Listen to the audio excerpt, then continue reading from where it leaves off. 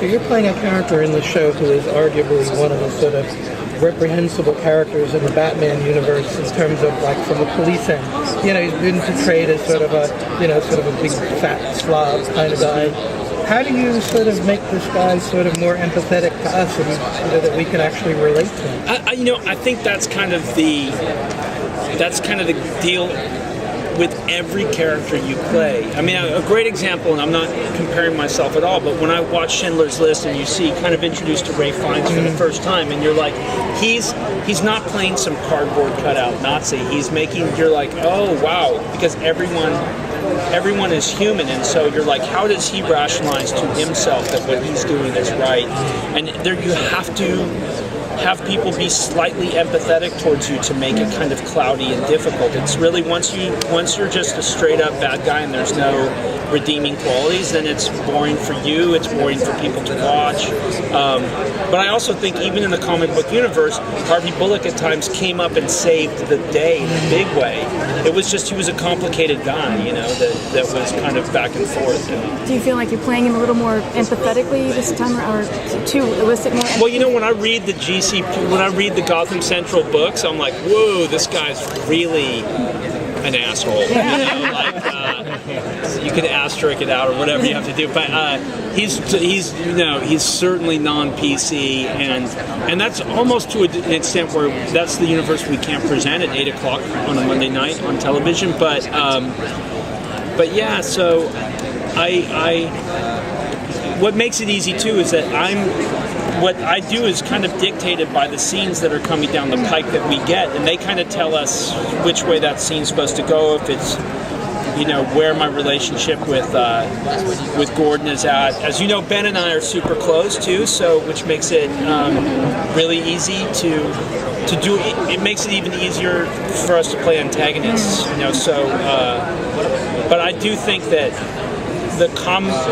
Bullock probably is more of a comic foil in this world than he is in other worlds, so there's a little bit of that. Is there anything that you've added to his role that wasn't originally scripted? Yeah, some lines and stuff like that here and there, but not a big deal. But I don't even know if it stayed in the pilot. There was some line that he said, "You're ashamed," and I'm like, "I've never been ashamed." And I was like, last time I was ashamed was when I was 12 and my mom caught me. I don't know if it's still in there or something, but I always thought like, oh, that sounds Bullocky to say, you know, like. But Bruno and Danny are really great that way. They really let us have a lot of input, which maybe makes their life harder, but it's fun for us. Do you think he reflects the city as a long-term resident as opposed to Gordon, who has just arrived? Oh, absolutely, yeah. He, you know, I think. Where are you from? What town are you from? I'm actually from Ireland. I know you're from Ireland. I'm from Limerick. Oh, you're from Limerick. Yeah. Okay, so in Limerick there's 5 big mafioso families, right? Yes, indeed. Right, and they call it Stab City. They do? Right, so if you go to Limerick and you're like, I'm gonna change Limerick, how much success are you gonna have? I haven't had much yet. Right, good.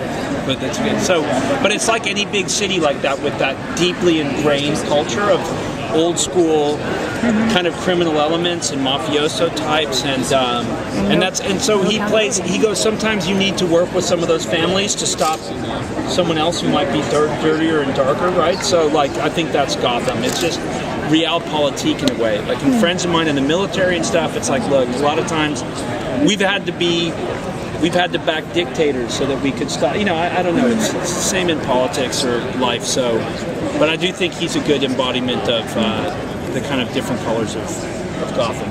Yeah. Harvey kind of toes the line between being working for the greater good and being self-serving. Does Harvey in this incarnation believe he's acting in the best interest of Gotham? At first, I really think the primary motivation is what's the best interest of Harvey Bullock. You know what I mean? Survival mode. But then I think he's seen a lot of Jim Gordon types come through over the years, watch him crash and burn, and then this guy's just like the alpha version of those guys, the real Jim Gordon, and I think he recognizes that, and I think it reawakens in Bullock this notion that I used to be that kind of guy, and I think it changes Bullock for the better.